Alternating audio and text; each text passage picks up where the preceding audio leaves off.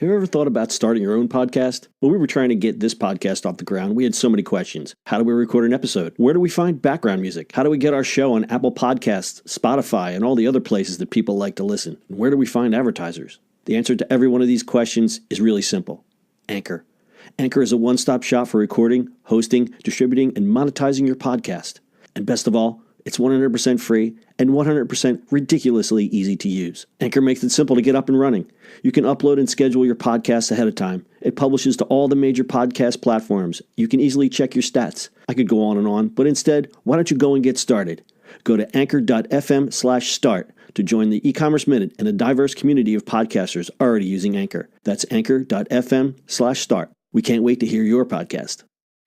It's the E-commerce Minute, your daily dose of e-commerce, tech, and retail news with your hosts, Bart Mraz and John Suter. The E-commerce Minute is a production of Sumo Heavy, a digital commerce consulting firm in Brooklyn, New York, and Philadelphia. Find us on the web at sumoheavy.com. It's the E-commerce Minute for March 29th, 2018. In today's episode, Amazon to buy empty Toys R Us locations. Amazon has reportedly looked into expanding their retail footprint by acquiring some of the locations from bankrupt retailer Toys R Us. But don't look for an Amazon Toys R Us reboot. The soon-to-be vacant toy stores will reportedly be used as a retail space for Amazon products, such as their line of Echo devices. Giving Amazon a bigger retail footprint would help the company bring their inventory closer to their consumer, potentially being used as a quick delivery hub. The stores could also be used as a staging ground for Whole Foods deliveries as it begins its rollout of 2-hour deliveries in some cities. But according to a report by Bloomberg, the negotiations for the empty stores could go nowhere. In 2015, Amazon held discussions about acquiring some Radio Shack locations around the time of the electronic retailer's bankruptcy filing. People with the matter said. Nothing came of those talks. Meanwhile, Toys R Us may live on in some form. Its Canadian unit, which was in financially better shape than the U.S. stores, is up for sale, along with its operations around the world. The division in the UK is currently being wound down. A buyer could potentially still operate some U.S. stores from a Canadian base. The company has begun liquidating its more than 700 U.S. locations, but is holding off its 200 best stores for the next few weeks. And finally, Charles Lazarus, the founder of Toys R Us, died last week at age 94, according to a company spokesman. The founder died 3 days after the shutdown announcement. Mr. Lazarus no longer had a stake in the company at the time of his death. What timing is that? That's kind of crazy, right? That is really insane. Now, he wasn't connected with Toys R Us any longer, but still. Do you think it was a broken heart? Oh, that's terrible to say. My company just shut down. Yeah. So I'm going to shut down too. That is just weird. That is weird. So what do you think about the Amazon thing? What do I think? Those stores are pretty big. This is just humongous. I mean, I've been to an Amazon store. Not to go, not to shop. They have actual stores. There's from in New York. I like them. But the New York ones, aren't they hybrid bookstores / Kindle stores? Like they're small, more boutique-y kind of things? Yeah, but it's one of those like you go in, you grab something, you check out. It's kind of like more of an Apple store experience than anything else. Which is right. But what's in there? Isn't it like Kindles? Books and then Kindles and all their all their stuff. Like that's what they're for. I don't know what I mean. I guess Amazon can convert these things to wholesale. To grocery delivery type things. Okay, so being someone who used to work in a Toys R Us, 25% of a Toys R Us footprint is storage and warehouse and shipping and receiving. So what I would say in my logistical mind is that they would close off half of it and use it as a drop for, okay, a trailer comes in and then it's a hub for local delivery. So for instance, you have a Toys R Us that's located in a not suburban location, but like where I live, it's in between the suburbs and the city, dense population.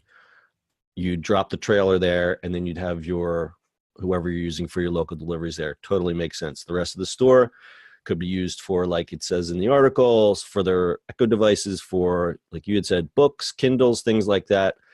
And then why not split it off and do a small food thing? Yep. Yeah, I mean, it's gonna be interesting. I just think it could be a smooth thing. Is exactly what we're talking about. I wonder if they might use it for the Prime stuff, like the Prime Now, like quick delivery, right? Yep. Like have it. Hey, here you go, and then you can deliver everywhere. Like just it expands the 2-hour delivery to absolutely everywhere. Yeah, I mean, it really could take a form of, you've got this, a Toys R Us store has a large frontage.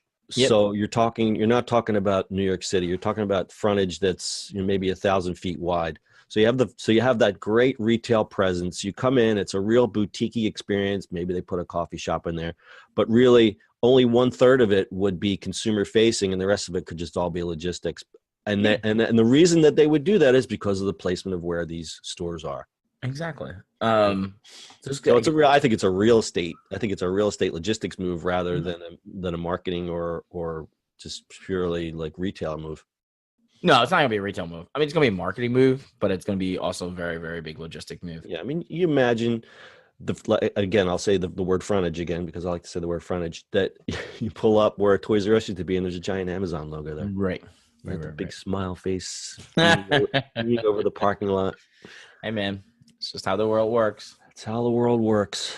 All right. And poor Mr. Lazarus. I actually, as I said, I worked for Toys R Us a long time ago back when film was black and white. And I never really knew the history of the company, but the company was started by this guy, Charles Lazarus. He took advantage of when the baby boomer generation started, and he was selling baby furniture. And it was great because the baby boomers, that's why it's called baby boomers, because all these guys came home from the war and started families, and money was, everybody had money. So he was selling baby furniture, and customers started to come in and says, well, you got furniture. Where are the toys? We want to buy some toys. He started selling toys, and the little light bulb went off in his head. He goes, I'm only going to sell these people one crib, but I could sell them 100 toys for 15 years of this kid's life. And that was the day he went out of sell. And it was like, you think about it, like he went, I could make, I could sell this family one crib and never see them again, or they could be a customer for life. And the rest is history. Exactly. Just fantastic. Oh, one other thing I want to add. So there's an article here at CNN. There's some billionaire, the guy behind the Bratz dolls and the Little Tikes toys. He actually wants to step in and save Toys R Us. This guy named Isaac Larian says he and 2 other unidentified investors are pledging $200 million to try to save the 400 remaining of the 735 U.S. stores.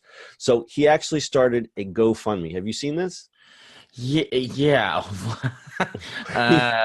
So the GoFundMe page, don't let the lights go out for the next generation of Toys R Us kids. Donate and help save Toys R Us. It's a noble effort. I think it's a wonderful thing. And he and his buddies have pledged $200 million. The problem is that they need to come up with, what's the number? $1 billion by May. Yeah. So him and his buddies pledged $200 million. So now they have $200 million and $48,000 of their $1 billion goal. And as of this recording, it's it's the end of March. So, yeah, they got a little bit to go. If you love Toys R Us and you want to still shop at Toys R Us physically, so go to the GoFundMe. I'll put that in the show notes. Just a little out there. Again, a noble effort by him and his buddies, but I don't think it's going to happen. Just let's gather. Where's $1 billion to buy it? $1 billion with a B. A Toys R Us spokesman had no comment on Larian's effort. Let's spend it on something else, please. All right. Anything else? That is it. All right. That's your e-commerce minute for today. We'll see you on the internet tomorrow. That's it for today's show. If you like the show, do us a favor and subscribe, or leave us a review on iTunes. And don't forget, you can now listen to the e-commerce minute on your Amazon device. Just add e-commerce minute to your flash briefing. And finally, if you have a comment or suggestion, or just want to say hi, find us on social media @Sumo Heavy.